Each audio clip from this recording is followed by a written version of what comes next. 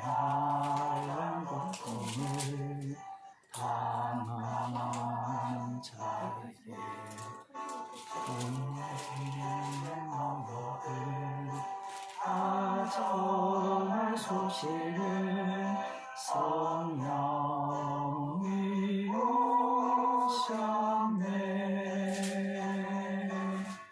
성령이 오셨네. 성령이 오셨네. 내 주에 보내신 성령이 오셨네. 이 기쁜 소식을 온 세상 전하세. 성령이 오셨네. 한없는 사랑과 그 크신 은혜를 늘 의심하면서 안 믿는 자에게 내 작은 입으로 곧 증거하리니 성령이 오셨네. 성령이 오셨네. 성령이 오셨네. 내 주에 보내신 성령이 오셨네. 이 기쁜 소식을 온 세상 전하세.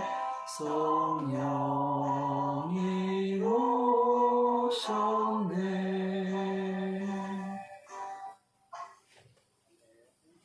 권광식 집사님이 기도해 주시겠습니다. 앞으로 나오셔서 기도해 주시겠습니다.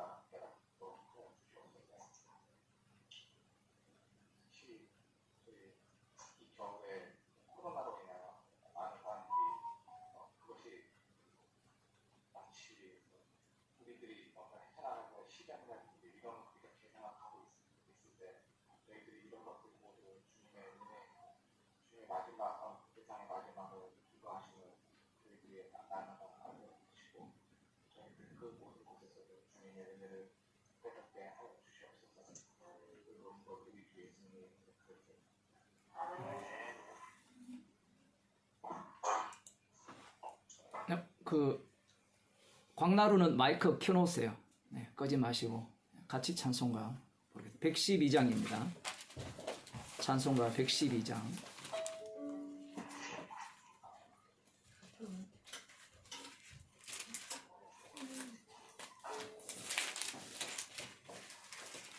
통일 찬송가도 112장입니다.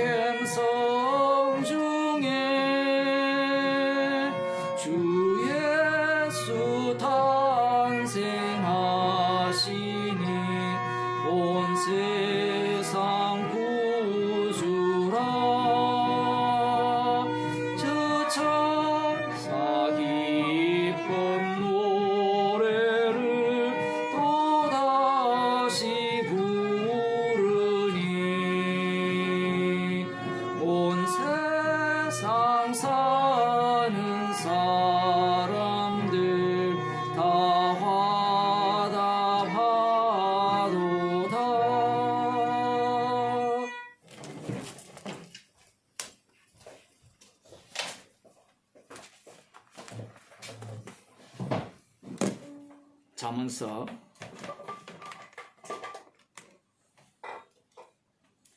19장 15절에서 18절 말씀입니다.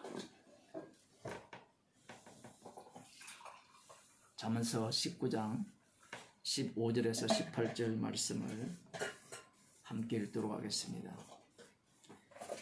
구약성경 930쪽입니다. 게으름이 사람으로 깊이 잠들게 하나니 해태한 사람은 줄일 것이니라. 계명을 지키는 자는 자기의 영혼을 지키거니와 그 행실을 상가지 아니하는 자는 죽으리라. 가난한 자를 불쌍히 여기는 것은 여호와께 꾸이는 것이니 그 선행을 갚아 주시리라. 네가 네 아들에게 소망이 있은즉 그를 징계하고 죽일 마음을 두지 말지니라. 노하기를 맹렬히 하는 자는 벌을 받을 것이라. 네, 거기까지만 읽겠습니다. 네, 같이 기도드리겠습니다.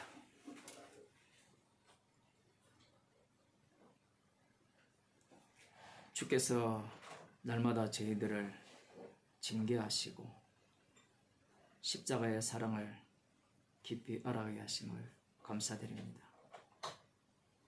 오늘도 저희들을 말씀 앞으로 인도하셔서 말씀 안에 거하는 성도임을 보게 하여 주옵소서.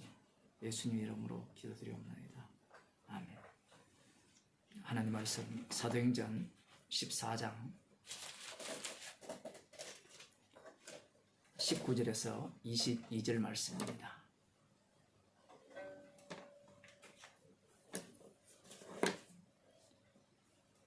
함께 읽도록 하겠습니다.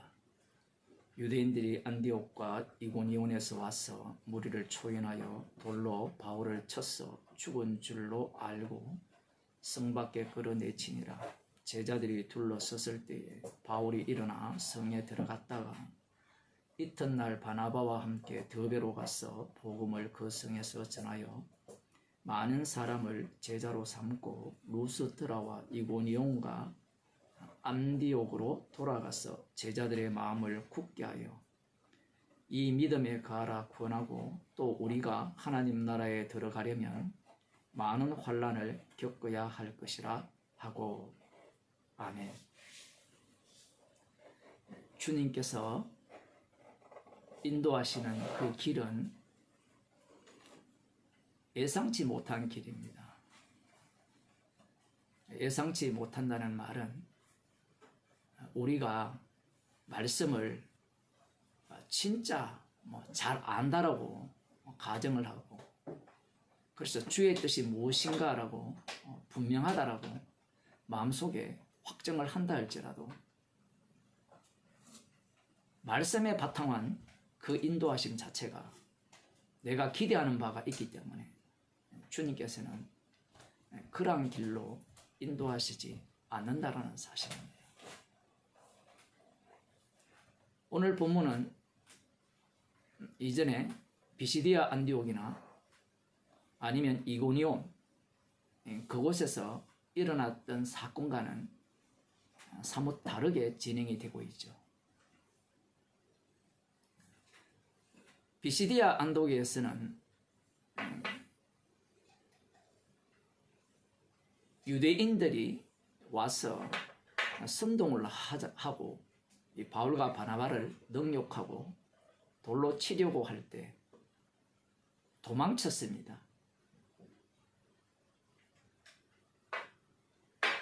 루스드라에서는 이고니온에서 그렇죠. 이고니온에서는 도망쳤고 그 비시디아 안디옥에서는 이들이 쫓겨냄을 당하고요. 그러자 발에 티끌을 떨어버리는 그러한 행동을 했었고요. 이고니온에서는 돌로 쳐 죽이려고 할 때 도망쳤습니다. 비시디아 안디옥에서는 핍박을 받아서 쫓겨남을 당하고 이고니온에서는 도망치고, 그럼 루스드라에서는 어떠한 일이 일어났는가? 오늘 본문을 보면 죽었어요. 성경에 보면 바울이 다시 일어나서 루스드라에 그 이고니온 그 루스드라에 다시 들어갔다 뭐 이런 얘기가 나오기 때문에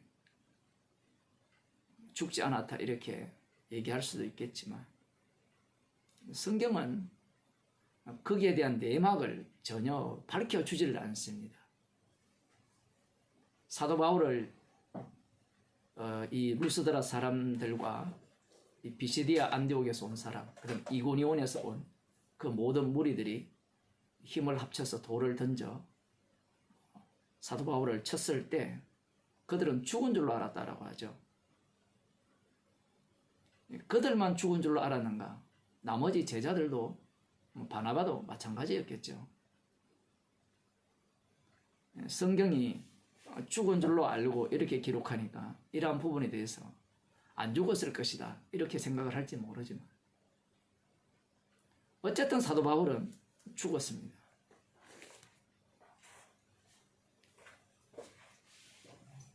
쫓겨났고 도망쳤고 죽었고 이 세 가지 이 과정들 속에서 우리들은 어느 것을 선택하고 싶습니까?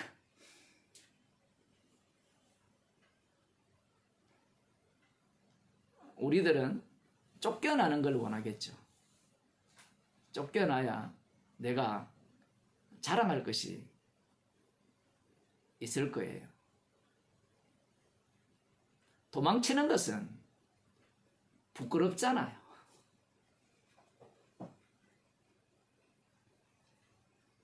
돌에 맞아 죽는 것은 무서운 일이고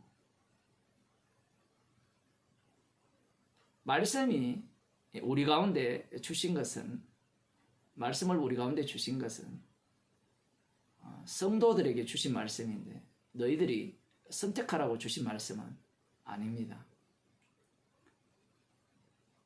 주님의 정인으로 불렀기 때문에 주님 뜻대로 자기 백성을 마음껏 사용하시는 거죠. 여기에 보면 유대인들이 안디옥과 이고니온에서 와서 무리를 촉인하였다 이렇게 표현하는데 제 성경은 옛날 성경이라서 무리를 설득한 거죠. 거리가 상당히 멀어요. 그 비시디아 안디옥에서 여기까지 거리는 거의 뭐 100km가 넘는다 뭐 이런 이야기를 하는데 이고니온에서는 뭐 얼마 되지 않는다. 그래도 몇십 킬로 이렇게 된다라고 볼 수 있는데 왜 이들이 비시디아 안디옥에서 그 다음 이고니온으로 이고니온에서 다시 루스드라까지 와서 그곳에 있는 사람들을 설득을 해서 사도 바울을 돌로 쳐 죽이는가? 그게 되게 궁금하잖아요. 뭐 마음이 안 들면 자기가 살던 동네에서 쫓아내면 끝이 나는 일이잖아요. 그런데 지금 이들이 먼 곳에서부터 온 겁니다. 비시디아 안디옥에서 와서 이 루스드라에 있는 사람들을 설득을 해서 사도 바울을 돌로 쳐 죽여버리죠. 이들이 사도 바울을 향한 이 바나바를 향한 복음 전파자를 향한 이 열정은 어디에서 기인되는가? 사도 바울도 만만치 않지만 이 복음을 핍박하는 자들도 만만치 않죠. 비시디아 안디옥에서 어떤 사건이 있었습니까? 안식일 날 복음을 전하니까 다음 안식일에도 다시 복음을 들려달라 이렇게 요청을 했잖아요. 그런데 그 한 주 사이에 온 도시 사람들에게 소문이 나서 그 다음날 안식일 날 뭐 대다수의 사람들이 몰려오니까 이 유대인들이 시기가 났다라고 이렇게 성경에 기록하고 있습니다.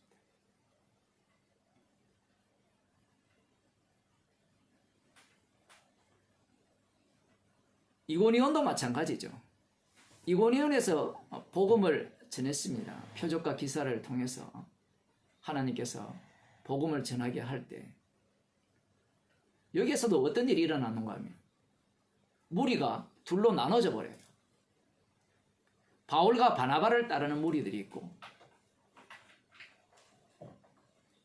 이방인과 유대인에 관한 그들을 따르는 무리로 무리가 나누어졌어요. 이 두 도시의 공통점은 힘과 권력이 있는 자들이 바나바와 바울 편에 선 것이 아니었다는 사실입니다. 쫓겨나고 돌로 치려고 했기 때문에 만일에 복음을 들은 사람들이 힘의 이 구심점에 서 있다면 이러한 일은 얼마든지 막을 수 있었겠죠. 이고니온도 마찬가지고 비시디아 안디옥에서도 마찬가지고 왜 유대인들이 또 이방인들이 유대인들의 말을 듣고 이 바나바와 바울을 대적하느냐, 핍박하느냐, 돌로 쳐 죽이려고 하느냐. 그 이유는 아주 시시해요. 무엇이 시시하냐라고 할 때는 이들이 십자가 피를 전했기 때문에 그 피에 대한 그 분노, 그것으로 인하여서 바울을 공격하고 바울과 바나바를 돌로 쳐 죽이려고 했으면 야 정말 복음 때문에 핍박받네 이런 소리를 들을 수 있는데 이것이 직접적 연결성이 없어요. 다 간접적입니다. 방금 말씀드린 바와 같이 비시디아 안디옥이나 이고니온에서 이들이 미움을 받고 쫓겨나고 돌로 이 침을 당하는 그 원인이 어디 있었느냐 들여다보면 시기예요. 질투라고 표현할 수 있는데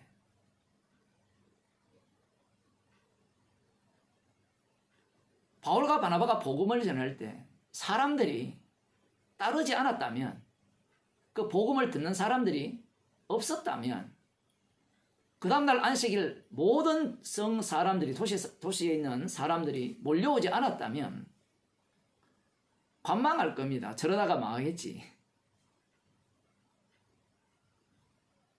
그런데 사람들이 많이 몰려가니까 그리고 도시에서 두 쪽으로 쪼개지잖아요. 이고니온에서는. 이것이 질투가 나는 거예요. 바울과 바나바가 오기 전까지는 자기 편이었어요. 대부분의 사람들이. 그런데 바울과 바나바가 전하는 이 복음으로 인하여서 내 편인 사람이 저쪽 편으로 가는 거예요. 그러니 이 시기가 날 수밖에 없는 겁니다.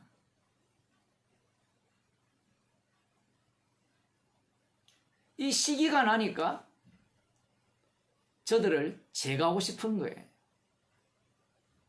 제가 아까 이 핍박을 받고 쫓겨다니고 그리고 돌로 침을 당하는 이러한 일들이 뭔가 근사하게 일어나면 좋을 것 같잖아요. 가령 예를 들어 십자가 피만을 전했는데 상대가 나를 공격할 때 그 피를 갖고 공격을 하면 핍박받을 만하다라고 생각을 하잖아요. 그런데 이 초점 자체가 십자가의 피가 아니라 그 피 복음을 전하니까 사람들이 모이는 겁니다. 사람들이 모이니까 뭘 갖고 이 핍박을 하는가 하면 질투가 나서 핍박을 하는 거예요. 우리는 복음을 듣고 알고 복음을 전할 때 핍박을 정확하게 받고 싶어 하죠.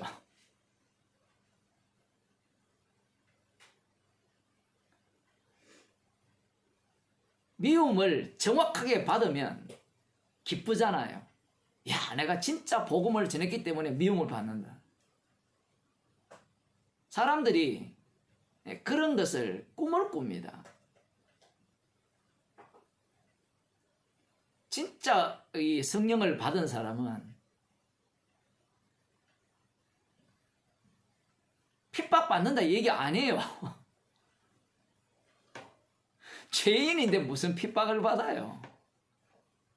핍박받을 분은, 받는 분은 주님뿐이에요. 말씀을 보면서 이런 어떤 미움받고 핍박받고 돌로 맞을 때 내가 복음 때문에 핍박을 받고 미움을 받습니다. 이런 이야기를 사람들이 하고 싶어 하잖아요. 이 재미있는 것은 사도 바울이 복음을 전하니까 사람들이 몰려오니까 그 몰려오는 사람들이 다 믿는지 안 믿는지에 대해서는 별로 관심이 없어요. 여기에 대해서 이제 유대인들이나 이방인들이 시기가 나고 질투가 나는 겁니다. 그래서 핍박을 받고 쫓겨나고 돌에 맞을 뻔하고 돌에 맞아 죽는 거예요. 참 특이하죠. 이 사태 자체가. 이고니온에서 일어난 사건을 보면 이 표적과 기사를 행했잖아요. 그러면 그 표적과 기사, 기적이죠. 그 기적의 능력이 나에게 유익이 되고 내 편이 된다면 기꺼이 바울과 바나바 편에 설지 모르지만 아무리 기적을 행해도 이것이 나를 위한 것이 되지 않는다면 그것은 공격 대상일 뿐이에요. 복음에 대한 태도도 마찬가지잖아요. 그 다음 루스드라에서도 마찬가지입니다. 나면서 안전뱅이 된 자를 고쳤잖아요. 고치는 것까지는 박수를 칠만 합니다. 지난주에 우리들이 살펴봤잖아요. 고치니까 바울을 머큐리라고 바나바를 주피터라고 그래서 소를 갖고 경비하려고 하잖아요. 제사 드리려고 하고 신들이 사람의 형상으로 우리 가운데 나타나셨다. 그때까지는 이들이 뭐 별다른 이 바울과 바나바에 대한 적대감이 나타나지 않습니다. 그리고 바울과 바나바가 복음을 전했을 때도 별로 적대감이 없어요.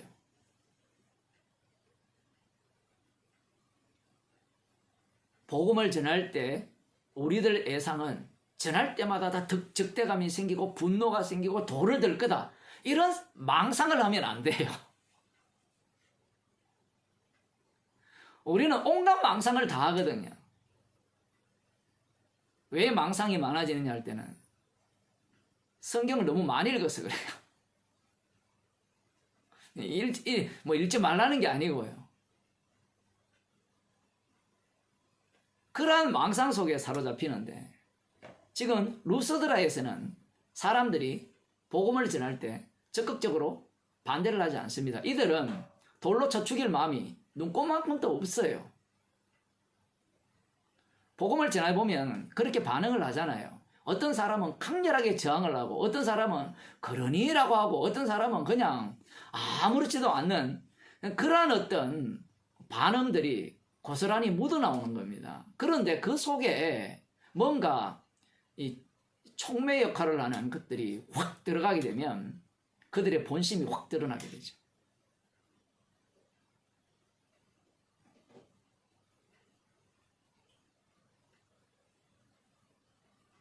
우리들이 생각하듯이 그런 식으로 이 복음에 대해서 사람들이 이 악감을 갖지 않는다는 사실입니다. 그게 달라요, 그런 것들이.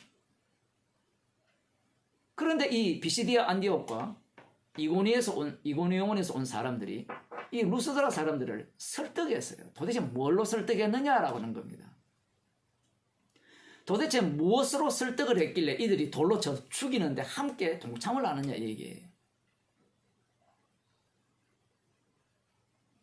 그것은 앞서 시기심을 자극한 거예요. 자기들끼리 제우스 신을 신전을 만들어 놓고 여러 신들을 잘 섬기고 있고 나름대로 조화롭게 사는데 이 십자가 복음을 전하는 자들은 여기에 합류를 하지 않아요. 동의도 하지 않고 공감을 하지 않습니다. 오히려 자기들을 향해서 복음을 모르는 자, 저주받은 자, 이런 식으로 선언이 자동적으로 되어버리는 거예요. 복음 속에서는 항상 심판과 이 구원이 갈라지기 때문에 그렇습니다.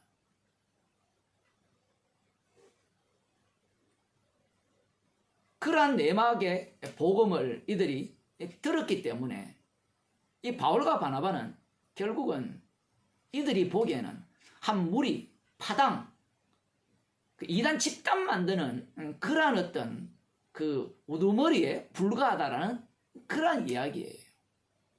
그래서 저들을 계속 살려두고 내버려 둔다면 당신들이 신전을 중심으로 이렇게 꾸려진 이 사회 자체가 어떻게 되겠느냐 이 얘기예요.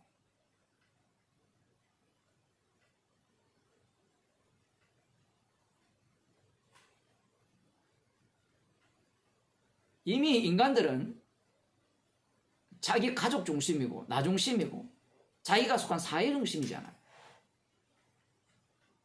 국가 중심이고 오늘날로 말하면 국가를 망하게 하는 자를 용납하겠습니까? 요 루스드라 지방을 확대시키면 국가거든요. 국가를 망하게 하면 용납하겠어요? 여러분이 살고 있는 국가, 여러분이 속한 국가가 망한다면.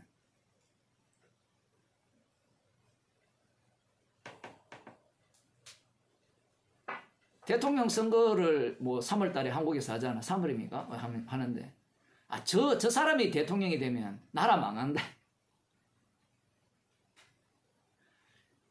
제가 보기에는 참 좋은 말이에요. 그 인간의 악마성을 가장 잘 드러내는 말이죠. 그 양 진영이 있으면 더불어민주당이 되었든 국민의힘이 되었든 서로에 대해서 저 인간이 되면 나라 망하고 저 인간이 되면 나라 망한다. 성도는 아멘 하면 되는데 그렇다고 뭐 투표하지 말라는 얘기가 아니고요. 세상 속에서 죄인임을 드러내야 되는데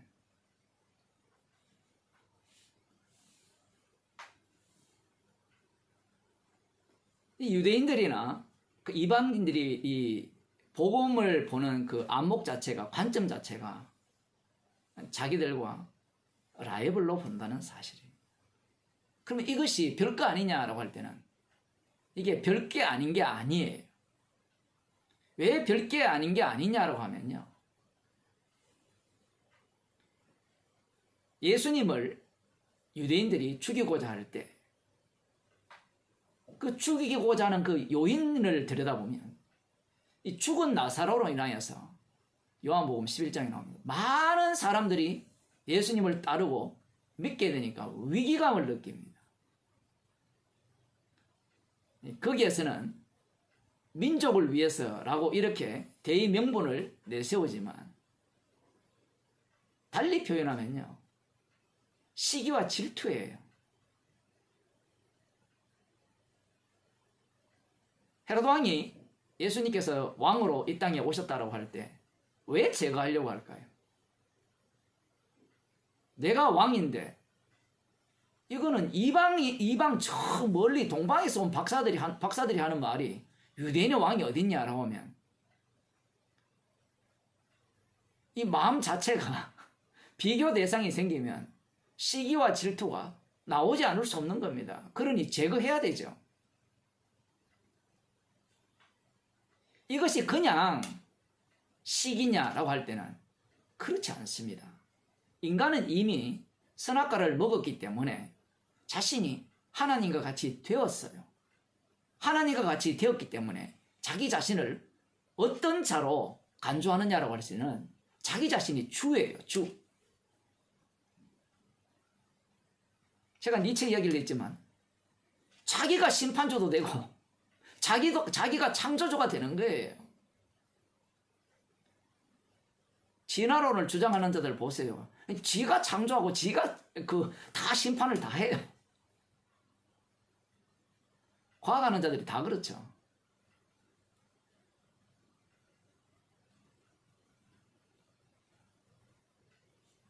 그들이 평소에 품고 있던 그 시기, 질투가 최종적으로는 어디를 향하게 되느냐라고 할 때는 단순히 이 파워 게임, 권력 게임인데 뭐 민주당이 정권을 잡느냐, 국민의힘이 잡느냐 이 게임이잖아요. 이 게임이 누구를 향해 있느냐라고 할 때는 이 땅에 오신 예수님을 향해 있는 거예요. 그들 가운데 복음을 전해보세요.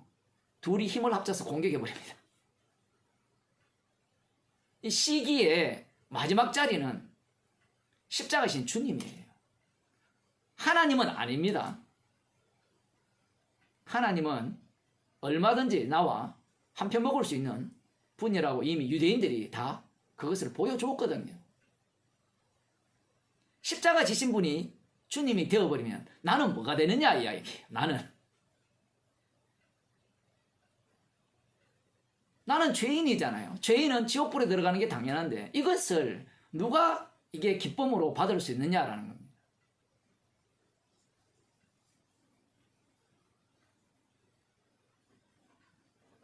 이 시기가 궁극적으로 향하는 자리는 이 땅에 오신 예수 그리스도입니다. 십자가에 못 박히신 주님이죠. 그래서 성탄절 같은 경우에도 라이벌을 제거해야 돼요. 십자가이신 주님만이 영광받는 것을 제거하는 가장 좋은 방법은 십자가 빼버리고 구유에 누인 아기를 찬양하는 거예요.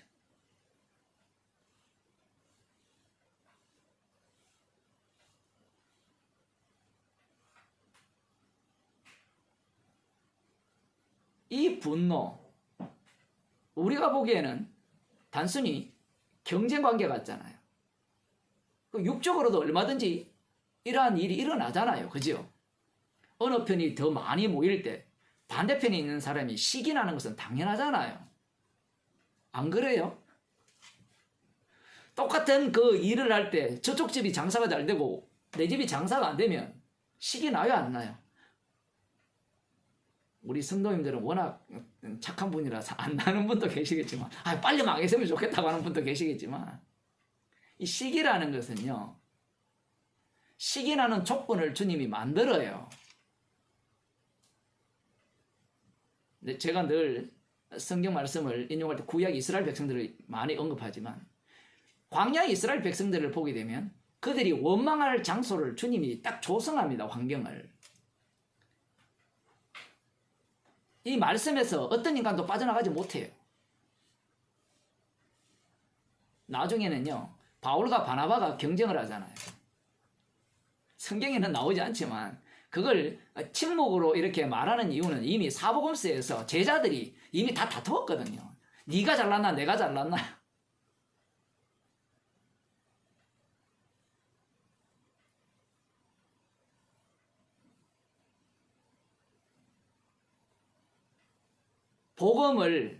복음으로 못 보죠. 못 보니까 이걸 뭘로 봅니까? 하나의 힘으로 보죠. 힘으로 보니까 사람들이 그 사람들을 기적도 행하고 그러니까 많이 따르니까 그게 시기가 나니까 궁극적으로 이 사람들은 너희들의 그 가진 기득권이죠. 다 기득권입니다. 이쪽 전체 나가보면. 이 권력에 누수가 생기고 오히려 너희를 위태롭게 할 것이다. 예수님 때를 보게 되면 그 예수한 사람이 우리 민족을 멸망시킬 뻔했다. 로마 군대에 의해서. 이것이 간단한 일이 아니잖아요.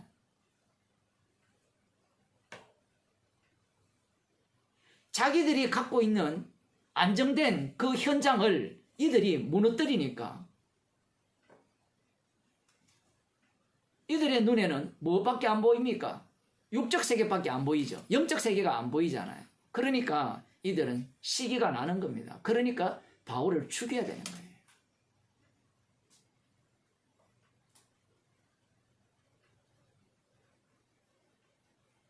바울은 복음을 전했는데 듣는 사람들은 이 복음을 뭘로 받아요? 힘으로 받죠. 힘.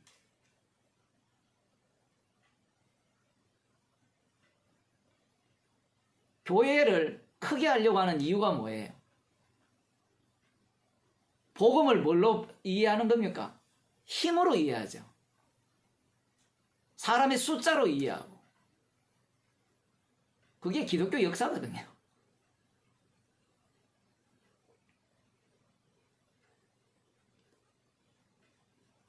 이 질투가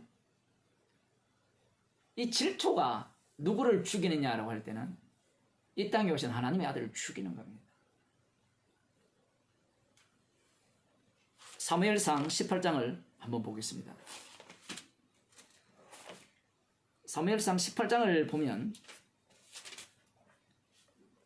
다윗이 블레셋과의 전쟁에서 돌아옵니다.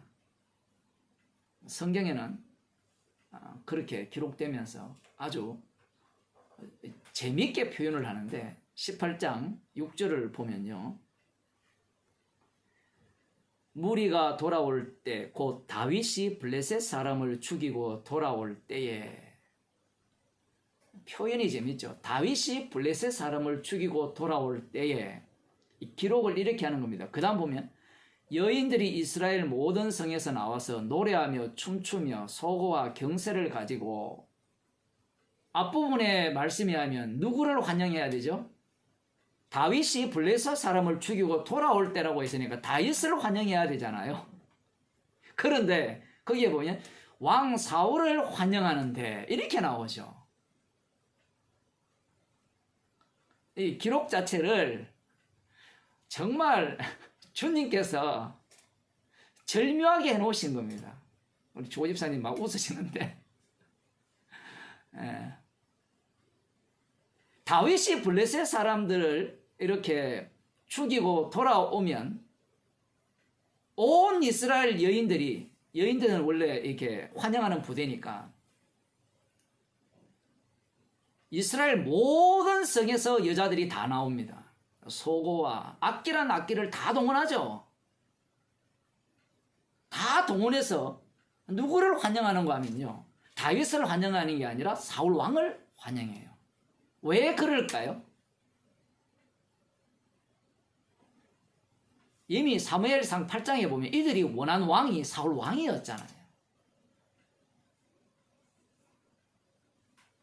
이 본문을 읽는 방식이 굉장히 중요합니다. 우리는 다윗 왕 중심으로, 다윗 중심으로 읽어내려고 하는데 그렇지 않아요. 여기에서 주인공은 사울 왕입니다. 그 여인들이 지금 누구를 환영하느냐 할 때는 사울 왕을 환영해요. 그런데 사울 왕을 환영하는데 환영하는 노래를 들어보면 우리가 잘 아듯이 사울이 죽인 자는 천천히요 다윗은 만만히로다, 이렇게 노래를 부르잖아요. 잘 봐야 됩니다. 이게 비웃는 겁니까? 사울 왕을 환영하는 겁니까?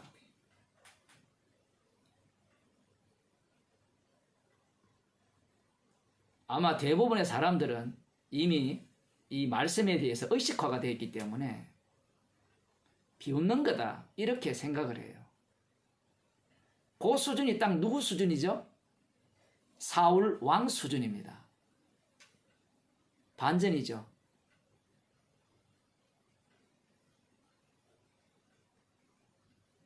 여인들이 사울 왕을 비웃기 위해서 이 노래를 불렀을까요? 그럴 것 같으면 여기에서 여인들이 사울 왕을 환영한다라고 하지 않고 다윗이 이 골리앗도 죽이고 블레셋 사람들을 죽이고 돌아오는 그 환영식이기 때문에 다윗을 환영했다 이렇게 기록을 해야 되겠죠. 그리고 여인들도 다윗을 환영하기 위해서 나왔다 이렇게 돼야 되는데 사울 왕을 환영하기 위해서 나온 거예요. 이게 정말 말씀이 절묘한 겁니다. 사울이 죽인 자는 천천히요 다윗이 죽인 자는 만만이라 할 때 이 여인들은 사울 왕을 환영하잖아요. 그러면 사울 왕 입장에서는 이 여인들의 환영을 받으면 돼요. 받으면 어떤 상황이 됩니까? 자기가 왕이잖아요. 자기는 천천밖에 못 죽이는데 자기 부하가 만만을 죽였으면 얼마나 훌륭한 위대한 왕이 돼요. 근데 역사적으로 보면요, 그런 왕이 별로 없어요. 저놈이 인기를 얻고 내 자리를 뺏을 것이다. 이 여자들이 지금 사울을 비웃는 게 아닙니다. 절대로 비웃는 게 아니에요. 이 이스라엘 백성들은 사울을 왕으로 세웠잖아요. 자기들이 기도해서 구해서.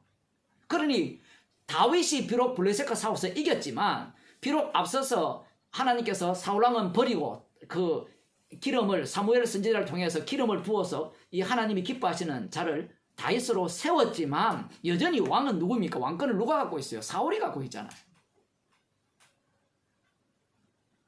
그러한 기름 부음이 별거 아니에요. 별거 아니다 하면 어떻게 그럴 수 있습니까? 여러분, 십자가 복음이 별거입니까? 별거 아닙니까?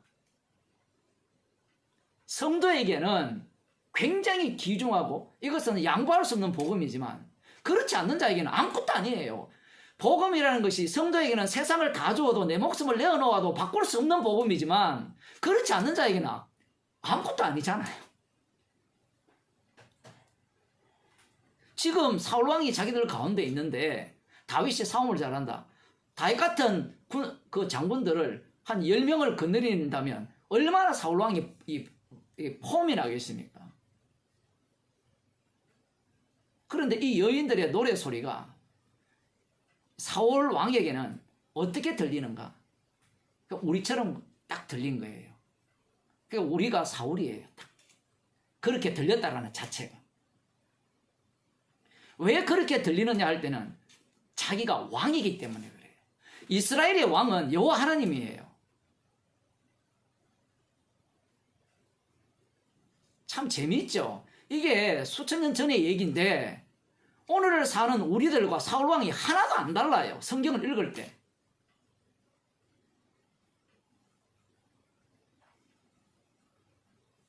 내가 왕인다 라고 해버리면 이 의미가 두 가지 요소로 나오잖아요. 앞서서 얘기했을 때 내가 왕이라 했을 때는 이 왕이라는 자체가 이스라엘 왕은 여호와 하나님이 왕이심을 뽐내고 자랑하는 왕이거든요. 그러면 이 왕은 시다잖아요, 시다. 그러면 자기 주변에 유능한 장수들이 있으면 하나님께 감사해야 되는데 영광을 누구한테 돌려야 되느냐 할 때는 자기에게만 돌려야 된다는 겁니다. 여인들이 지금 자기에게 영광을 돌리고 있는데 그 영광 돌리는 자체가 이 사울왕이 듣기에는 자기에게 영광을 돌리는 것이 아니라 다윗에게 영광을 돌린다라고 망상을 하는 거예요. 망상을. 정신병자죠.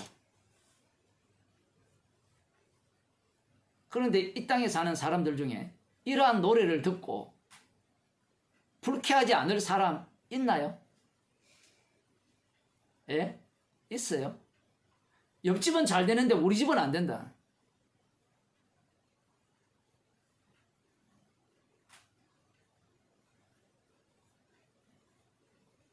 내가 투표한 사람이 대통령 안 되면 불쾌한 사람들 아닙니까? 물론 관심 없는 사람들이 있겠지만.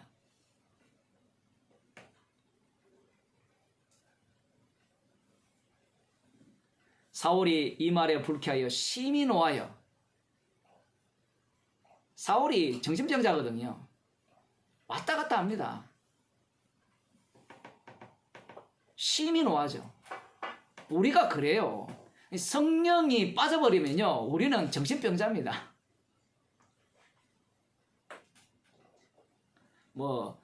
그 정신병 전문가들이 그렇게 말하지 않아도 정신병자예요. 귀신 들렸잖아요, 모두가 다. 귀신 들린 자 중에 너는 귀신 안 들렸고, 너는 정신병자고, 너는 정상이고, 이렇게 말하니까 얼마나 웃겨요.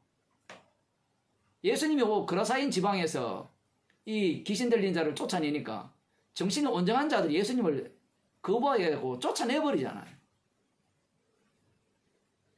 성도의 안목이 이러한 안목인데 세상 사람들의 안목과 다르죠. 복음을 모르는 자들의 안목과. 사울이 심히 불쾌합니다. 심히 불쾌한 것은 당연한 얘기죠. 우리는 사울 왕에 공감을 해야 되고 나라도 불쾌하겠다.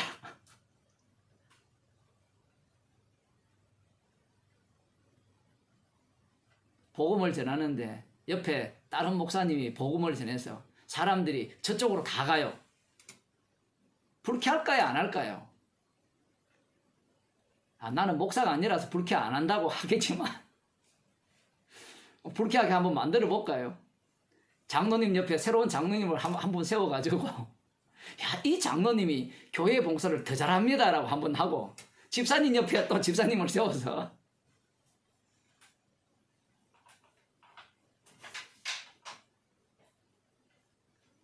이 불쾌함이 왜 일어나느냐라고 할 때는 자기가 왕이기 때문에 그렇습니다. 그러면서 온갖 망상을 다 하죠. 자, 이런 노래를 들렸으니까 다윗에게는 만마를 돌리고 내게는 천천을 돌리니 그에 더 얻을 것이 나라밖에 무엇이냐 하고 그날 후로 사울이 다윗을 주목하였더라. 어쩌면 우리들과 똑같이 생각을 하는지 사울왕이 그 망상대로 되어지죠. 자기가 왕이기 때문에 그래요. 이스라엘의 왕은 여호와 하나님입니다.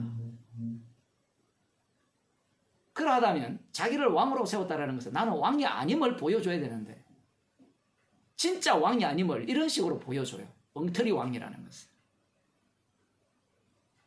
나라가 자기의 소유가 아닌데 자기의 것이라 생각을 하는 거죠. 그러니 질투가 날 수밖에 없는 겁니다. 제거해야 되죠. 우리라고 별반 다르겠습니까? 우리가 복음을 듣는 교회니까 우리가 많아져야 되고 그럼 다른 복음을 전하는 교회는 적어져야 돼요.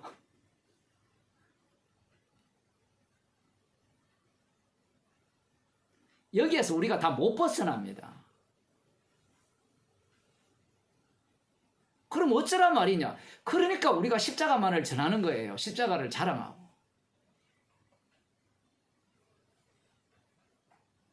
그런데 우리들이 알아야 될 것은 이 시기와 질투, 이것이 누구를 살해하게 되는가 하면 주님을 살해하게 돼 있다는 거예요.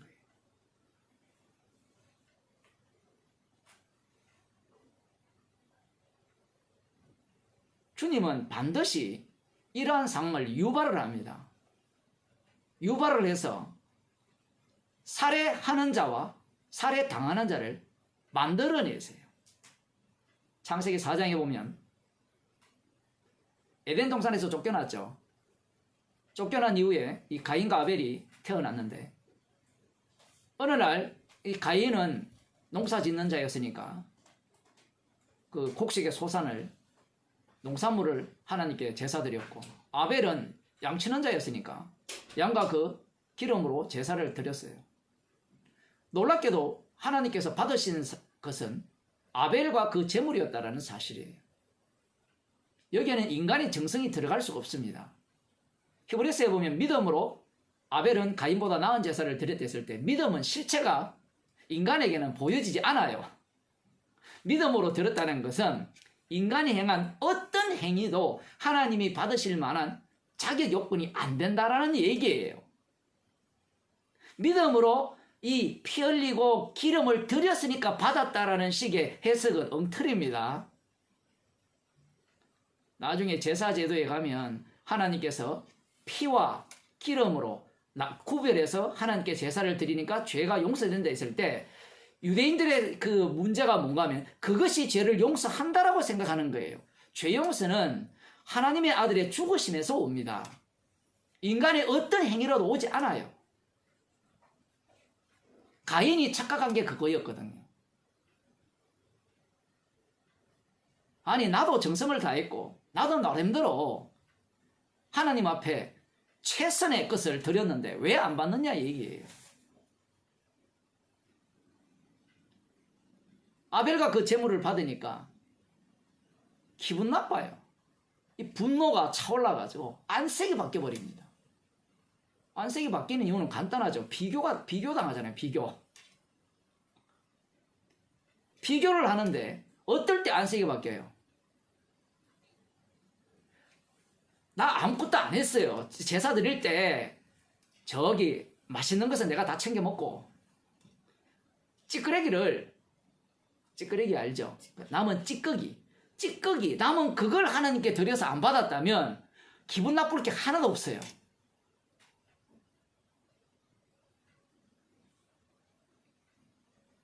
예수님 당시에 바리새인과 서기관들이 예수님에 대해서 왜 분노를 하느냐라고 할 때는 예수님은 죄인을 부르러 왔다라고 해버렸죠. 비교 대상을 세리와 창기였어요. 누가? 바리새인과 서기관 입장에서는. 자신들이 세리고 창기였다면 예수님께서 이렇게 말씀하셔도 화가 안 나요. 분노가 안 난다니까요.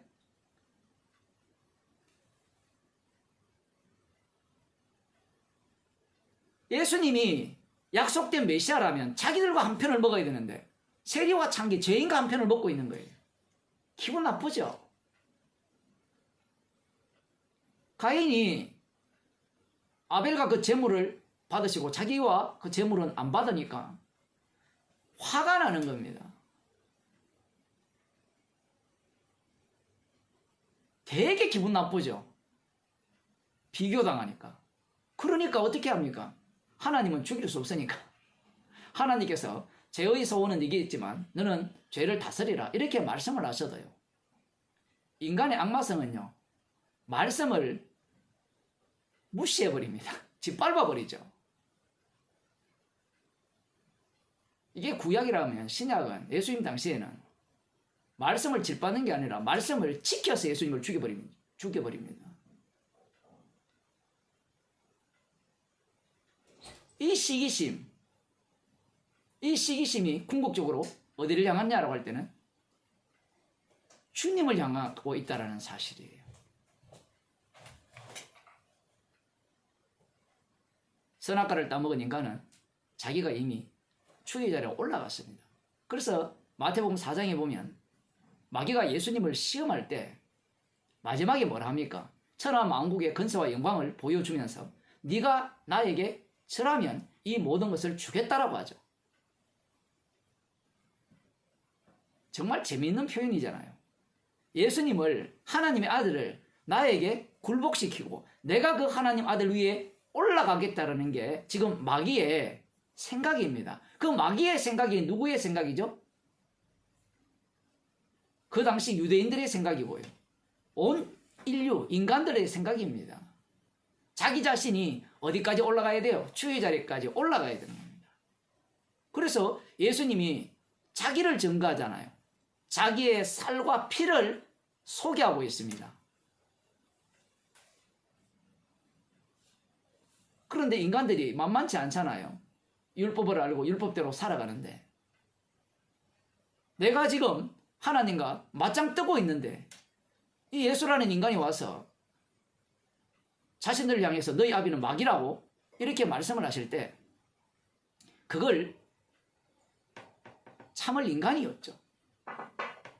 그래서 죽여버리는 겁니다.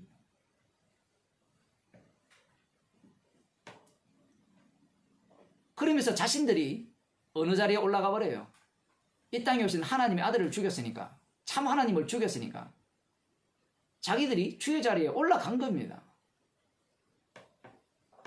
지금 오늘 본문에서 이 사람들이 단순히 외형적으로 보면, 육에 속한 자들이 보면 하나의 세력 싸움이죠. 세력 싸움에서 기득권을 갖고 있는 자들이 이 신진 세력들을 공격하는 그 사건밖에 안 돼요. 육으로 보면. 그런데 그 속에는 무엇이 담겨 있어요? 악마가 누구를 제거하려고 합니까? 십자가 지신 그 주님을 제거하려고 하는 거예요. 그 내용이 여기에 담겨 있는 겁니다.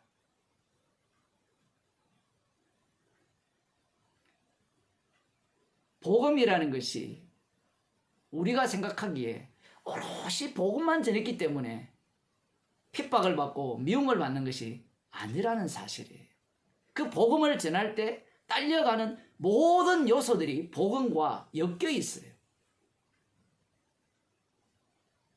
오늘 제가 그 말씀을 전하고자 하는 그 주제는 이 부분이 아니고요. 결국 이 일로 인하여서 어떤 일이 발생되느냐라는 겁니다. 이 핍박을 받아요. 그래서 22절에 보면 21절 봅시다.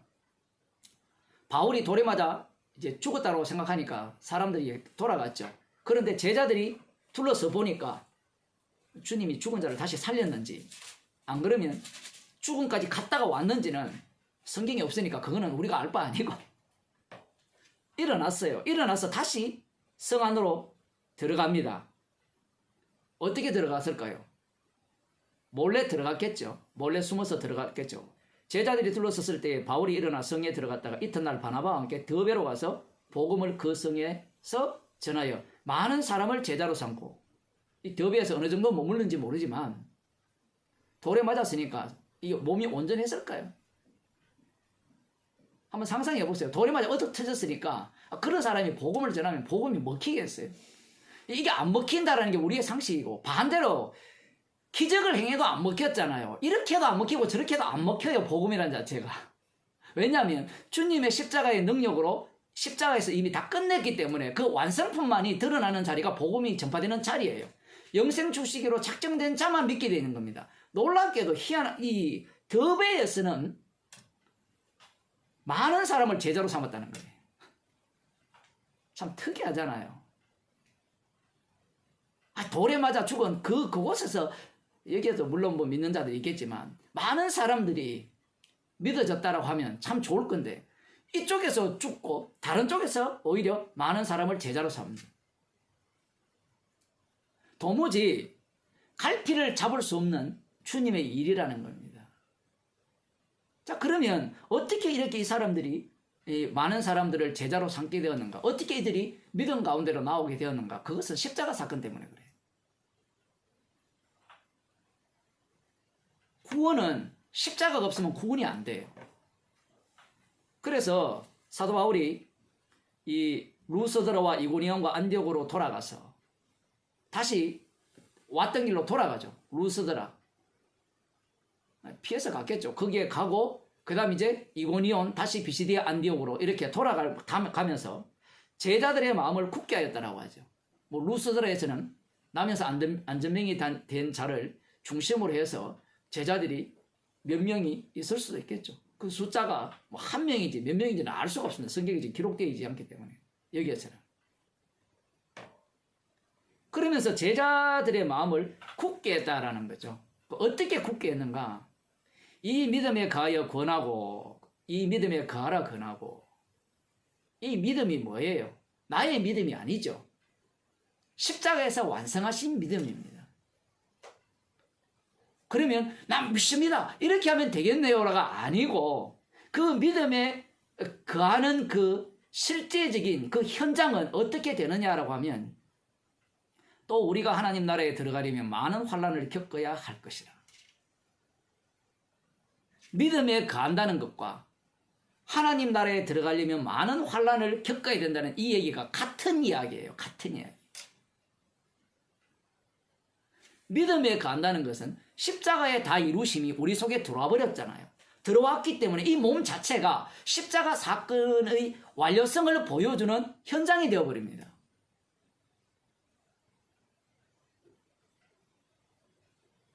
그러니 성도는 당연히 주님이 이 땅에서 십자가로 다 이루시고 십자가에서 생명을 주셨듯이 성도의 몸 자체도 어떤 상황으로 내몰리게 되느냐라고 할 때는 많은 환난을 겪게 되어 있다는 거예요.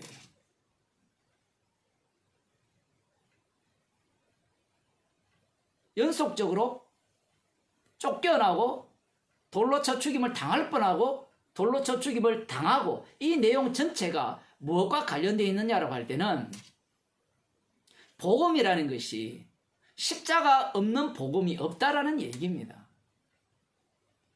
물론 더베에서는 뭐 쫓겨났다, 맞았다 이런 내용은 나오지 않아요. 디모데후서 3장을 보더라도 더베 얘기는 하지 않거든요. 디모데에게 얘기를 할 때 안디옥이나 이고니온, 루스드라 이 얘기를 언급합니다.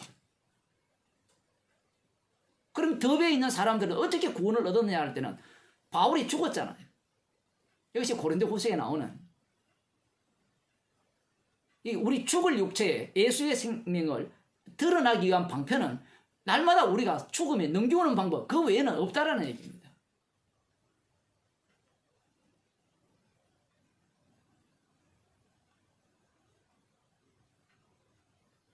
사도행전이 어려운 이유가 뭐냐 할 때는 오늘날 같이 특별히 개인주의가 강한 시대에는 이 개인 신앙을 이렇게 다독여주는 그러한 어떤 복음의 내용이라면 좀 이렇게 쉽게 들어갈 수 있는데 이 사도행전 자체는 외부로 가거든. 외부로.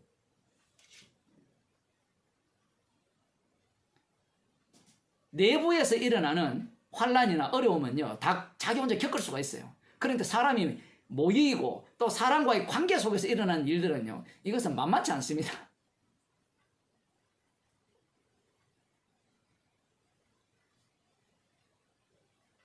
많은 환란을 겪어야 되니까 저 환란 속으로 들어가겠습니다. 이게 소용없다고 했잖아요. 도망쳤다니까요. 환란을 겪어야 한다라는 말한 사도 바울조차도 도망쳤다니까요. 도망치든지 쫓겨나든지 돌에 맞든지 이 전체가 한 묶음으로 되면 성도의 삶 전체가 하나님 나라에 들어가려면 환란을 반드시 겪어야 돼요. 환란 없는 하나님 나라는 없습니다. 이걸 달리 표현하면 십자가 없는 하나님 나라는 없다는 얘기예요. 그러면 예를 들어 사도 바울이 환란을 안 받으려면 어떻게 하면 돼요? 입 다물고 있으면 돼요. 복음 이야기 안 하면 돼요. 자기들을 제우스와 헤르메스로 섬기려고 할 때 입 다물고 복음 안 전하고 가만히 있으면 돼요.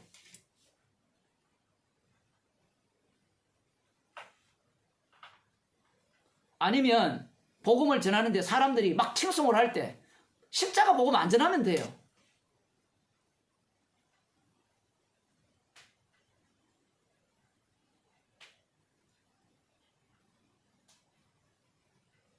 하나님 나라가 십자가로 만들어졌거든요. 아들의 죽으심으로 만들어진 나라입니다. 그러면 우리는 십자가를 이용해서 천국 가면 되겠네요. 이렇게 이야기하는데 우리를 만드신 이유는 하나님의 아들의 형상을 본받기 위해서 만들었거든요. 그 하나님의 형상은 십자가에서 드러났기 때문에 십자가의 길을 고스란히 걸어가게 하십니다.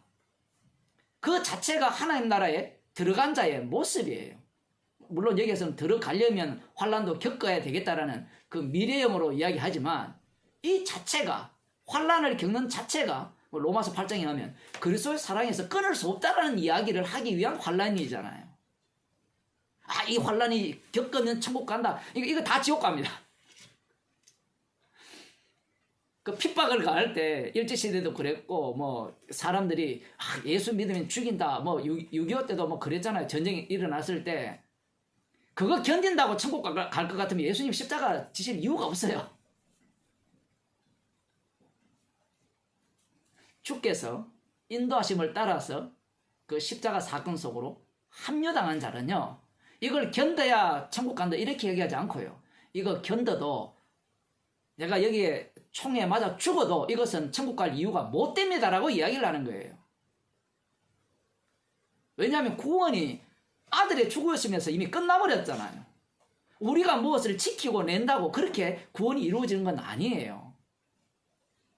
환란을 하나님 나라에 들어가려면 많은 환란을 겪어야 할 것이라 이렇게 이야기를 하니까 여러분 천국에 들어가려면 환란을 겪어야 됩니다.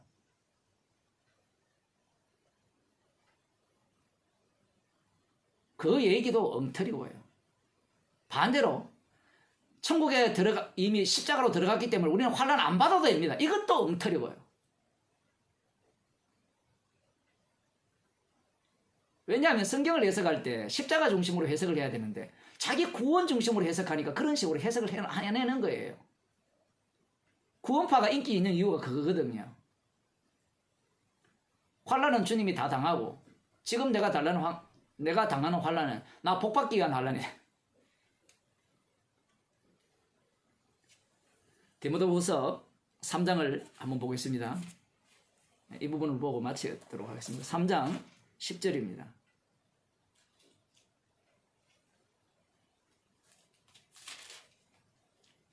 나의 교훈과 행실과 의향과 믿음과 오래 참음과 사랑과 인내와 핍박과 고난과 고난 이야기를 하면서 또한 안디옥과 이고니온과 루스드라에서 당한 일과 어떠한 핍박받은 것을 네가 과연 보고 알았거니와. 디모데가 이 당시에 직접 다 보고 확인을 했는지는 잘 몰라요. 확인 안 해도 이 디모데의 고향이 이쪽 지역이니까 주님의 고난이 성도의 고난이듯이 마찬가지입니다. 뭐 그렇게 보셔도 되고요. 그걸 네가 핍박한 것을 네가 과연 보고 알았거니와 주께서 이 모든 것 가운데서 나를 건지셨느니라. 죽은 가운데서 건지셨다. 이 건짐으로 보시면 안 돼요. 이러한 어떤 환난 가운데 핍박 가운데 있는 자체가 이미 사망에서 생명으로 옮겼다는 내용입니다. 표현을 하자면. 물론 외부적으로는 그런 환난 속에서도 건져냈죠. 살려냈지만 무릇 그리스도 예수 안에서 경건하게 살고자 하는 자는 핍박을 받으리라. 이 핍박의 최종 단계가 죽음입니다. 그럼 그리스도 안에서 경건하게 산다는 것은 무엇이냐라는 거죠. 여러분, 우리가 생각하는 기존 교회에서 배운 경건하게 살아가면요, 핍박 없어요. 훌륭하다 그러지 어느 누가 경건하게 사는데 핍박을 가합니까? 여러분들이 주일날 빠지지 않고 예배에 참석하고 11조 꼬박꼬박하고 감사헌금 드리고 그리고 다른 사람들의 보기에 타에 모범이 되는 모범상을 매일 받는 그런 사람이라면 핍박을 받겠어요? 이 경건한 삶의 모델이 사도행전 14장에 다 나와 있어요. 그대로. 경건한 삶의 특징이 어떤 특징을 갖고 있어요? 복음을 전한 거예요. 복음을 전하는데 그 복음이 나에게 이로움으로 온다 할지라도 오히려 십자가 복음을 다시 전해서 오히려 그 사람들이 나를 위함이 오히려 돌들게 만드는 그 모습이 경건의 모습이에요. 십자가 지신 그 예수 그리스도의 주되심만을 드러내니까 사람들로부터 시기를 발동시키고 분노를 발동시키고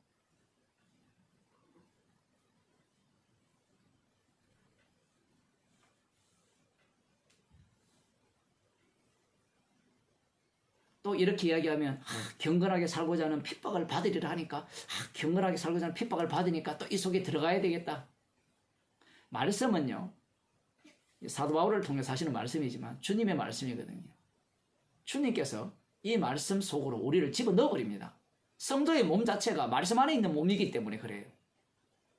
그래서 이런 말씀을 보면서 핍박을 받아야 이 경건하게 사는 모습이구나. 핍박받는 곳으로 나가자.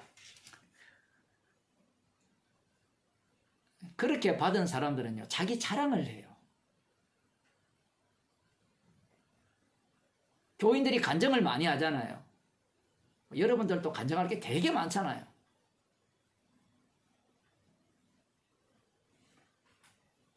간증을 할 때 자기 자랑을 하는 건지 십자가를 자랑하는 건지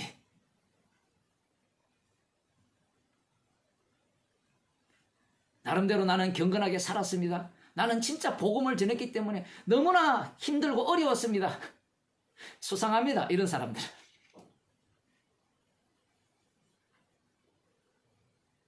성령의 인도하심을 받는 자들은 여기 한번 보세요. 정인으로 고난 속에 참여하는 것을 기쁨으로 여기고 감사함으로 여겨요. 기도하시겠습니다. 하나님 아버지, 저희 가운데 복음을 주시고 복음을 쏟아내는 몸으로 저희들을 사용하셔서 주님의 십자가 고난 속으로 저희들을 넣으셔서 십자가의 피 외에는 자랑할 것이 없는 자로 살아가게 하심을 감사드립니다.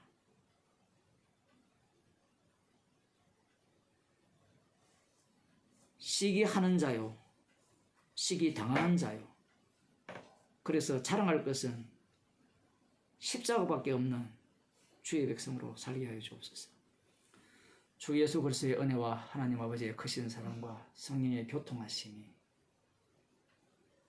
경건하게 살고자 하는 자는 핍박을 당하리라는 그 말씀 속으로 합류하기를 소원하기를 원하는 주의 백성에게 축원하옵나이다. 아멘.